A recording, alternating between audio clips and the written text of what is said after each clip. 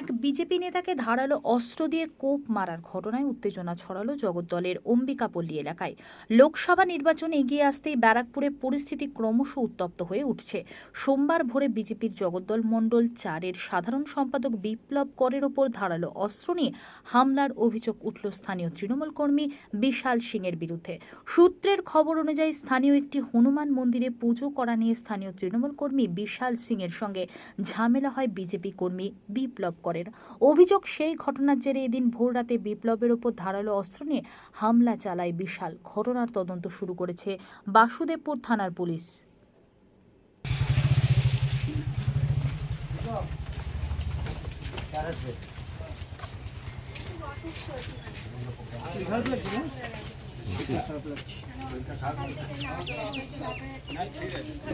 আগে ভগলবাবু এসেছিল তো, ভগলবাবুর সাথে কথা হয়েছে তো, আমরা এখানে না, সবটা কথা হয়নি, বাড়ির লোকের কথা হয়নি, বাড়ির লোকের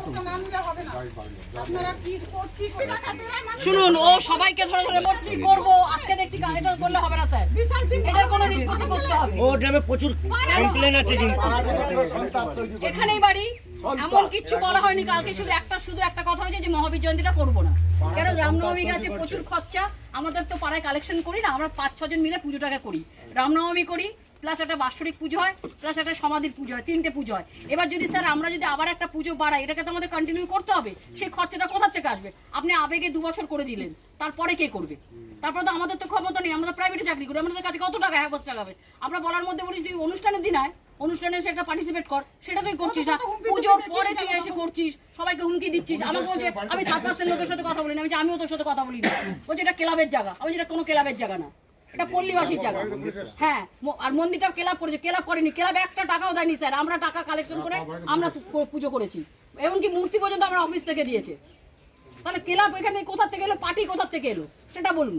ও ছড়াচ্ছে এখন পার্টি, এখন ও ছড়াচ্ছে পার্টি। আমরা শুরু থেকে স্যার আমরা না পার্টি ঢুকিয়েছি না ক্লাব ঢুকিয়েছি, আমরা নিজেরা করব। আমরা পল্লীবাসী, পার্টি হয়ে গেল, মন্দিরে পার্টি হয়ে যায়, এখানে কোনো পার্টি হয়? আর ও যাকে তাকে যেইভাবে খুশি মারধর করছে। ও করুক না, ও অনুষ্ঠান করুক, আমাদের কোনো আপত্তি নেই।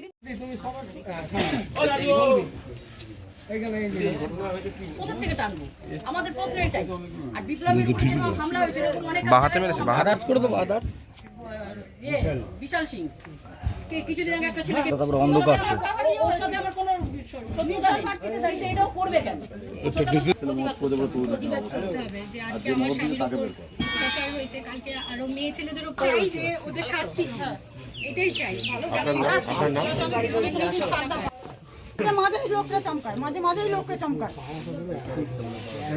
পুলিশ কিছু বলে না কাকিমা? এতবার করে লোক পুলিশ এখানে কিছুই করছে না, পুলিশ এখানে কিছুই হচ্ছে।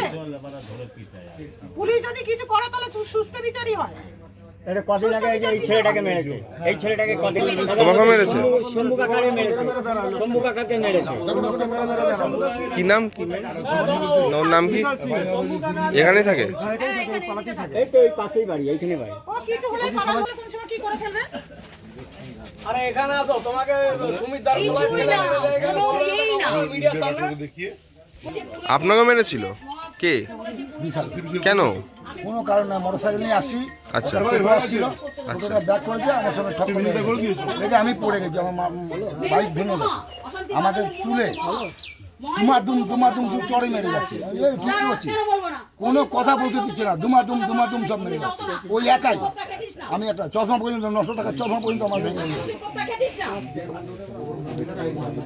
থানায় বলেছিলেন? না, আমি আর থানায় যাইনি, আমি পাড়ার সব ছেলেকে বলেছি ঠিক আছে চুপচাপ থাকো, দেখা যাবে। আপনার নামটা? আমার নাম সমু পাল।